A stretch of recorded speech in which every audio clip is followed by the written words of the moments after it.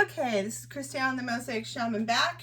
We're working on the flute goddess for the garden, the Mosaic Healing Garden. I've been doing a series on goddesses, and this one's the flute goddess. Here's the safety glasses. Make sure you're always wearing those. And especially because glass shards go all over the place. Here's the mask to wear whenever you're doing this and the grout. Whenever you're grinding glass in the grout, make sure you're wearing a mask. Safety first all the time. So I was showing you a couple pieces I was going to fit into this goddess, and I apologize. I mean, the video is the best I can do right now until I figure this camera thing out, but hoping you can see this. So there's a couple pieces that I went to the grinder and got ready to go onto the piece. And so now I'm going to take my adhesive, silicone adhesive. I use that because I want the glass light to show through. We're on the light box here right now. So here's one of the pieces. I'm going to glue it all the way to the edge.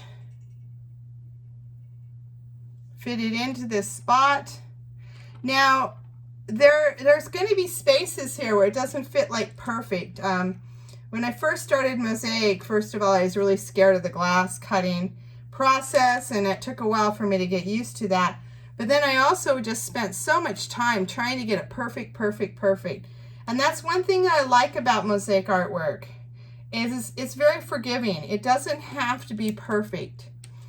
That's the part that makes it unique. And when it's made by hand, each piece is cut individually and ground down to fit in to where it belongs. Now what I'm doing is filling in every little space here. We're going to look at the other side in a minute and see if there's any spaces that need to be filled in there. Now I got one more big piece to go down right here. You know, when I starting something new can always be a little scary. So when I first started Mosaic work, I was very timid. Been doing this for 25 years now. Just love it, love it, love it.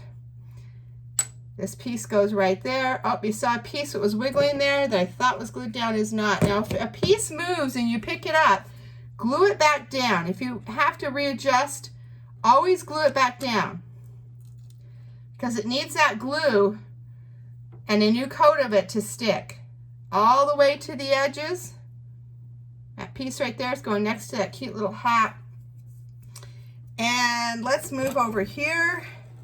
And I see some spots right here that are going to need glass. There's the piece I cut for it. It's just kind of, you know, like a puzzle. When I was a little girl, I loved puzzles. And I got a little glue on my hand that's sticking. And I love puzzles, and that's why I think I love Mosaic artwork. I also like to watch mysteries when I'm working on it. Not hardcore, but, you know, just Jessica Fletcher, that kind of stuff, because I like solving mysteries. That's kind of part of my personality. You know, being able to work on Mosaic artwork is such a gift. When I'm feeling down or needing an uplift, this is what I do. I come in the studio. You know, I get to do those other videos too and talk with you there about moving forward. And now I get to work with you with Mosaic artwork. It's just so much fun. It's so much fun to be here in the studio and creating this beautiful art. Okay, so I got all the little pieces around the edge. Now what I'm going to do here is I worked with some of this gold, beautiful piece of gold. And I decided to put some pieces of gold into this piece. You can see I did the belt and the bracelet and the necklace. So now I'm going to take some really tiny little pieces of that gold and put it on the flute. Now there's going to need to be 6 pieces because there's 6 holes.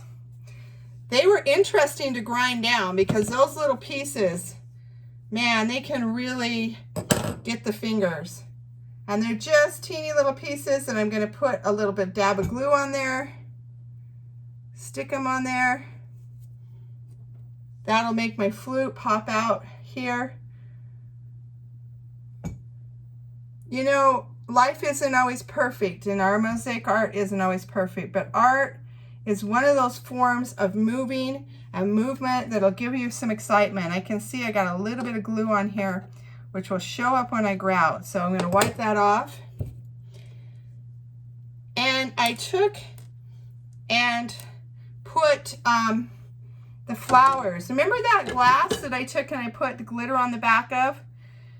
My point for that next time, I would advise you to cut the pieces out, grind them, and get them all ready before you put the glitter on the back. It was first experiment with that.